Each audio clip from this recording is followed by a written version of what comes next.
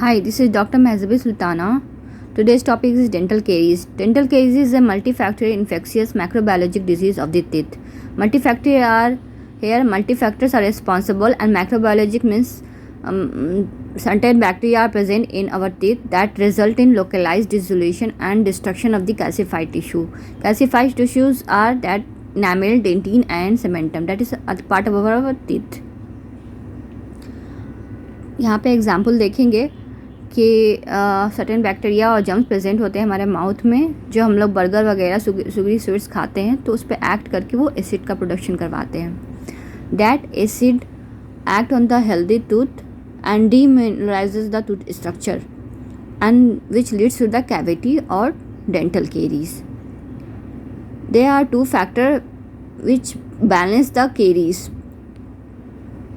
Pathologic factors and protective factors. Pathologic factors में है acidogenic bacteria, low saliva production, poor oral hygiene and frequent consumption of fermentable carbohydrate. Protective factors में है good saliva flow, remineralisation, antibacterial mouth washes that is क्लोरोहेक्सिडीन and good oral hygiene. Four factors और four etiology which leads to the cavity, that is host, cryogenic biofilm, fermentable carbohydrate and time. Host हमारा दांत हो गया, cryogenic biofilm bacteria हो गया S mutans and lactobacilli, fermentable carbohydrate हो गया sticky foods and sugary products and time as well.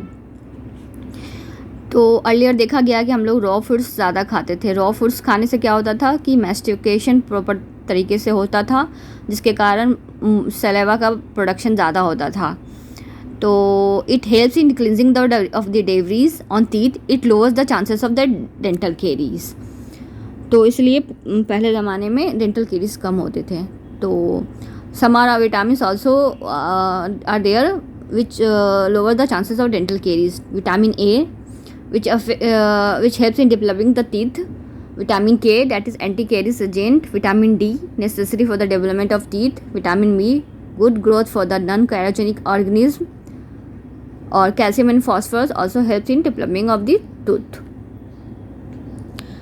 So अगर हम लोग दांत में कीड़ा वगैरह लग जाता है और अर्ली हम लोग डेंटिस्ट के पास जाते हैं ऐसे नॉर्मल चेकअप के लिए, और वो डेंटिस्ट अगर देखते हैं उसमें कि वो नॉर्मल हल्का कैविटी वगैरह लगा हुआ है तो वो उसको साफ़ करके रेस्टोरेशन कर देते हैं.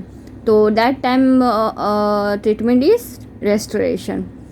बट अगर हम लोग उस वक्त इग्नोर करते हैं और दवा हल्का खा के उसको सप्रेस करने की कोशिश करते हैं और उसके बाद थोड़ा दिन बाद जाते हैं डेंटिस्ट के पास, तो that time dentist suggest for RCT, root canal treatment.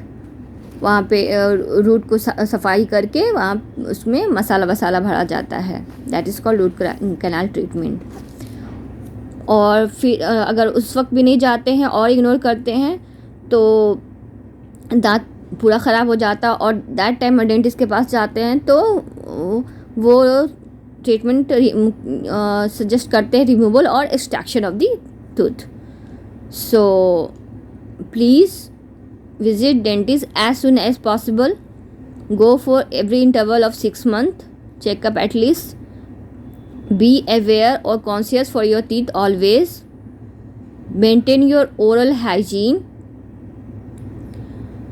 तो आप लोग प्लीज़ जाएं डेंटिस्ट के पास और अपना चेकअप कराएं प्रॉपरली, सो डैट आपका एक दांत बच सके. प्लीज़ अगर आपको ये वीडियो अच्छा लगा तो please like, share and subscribe my channel.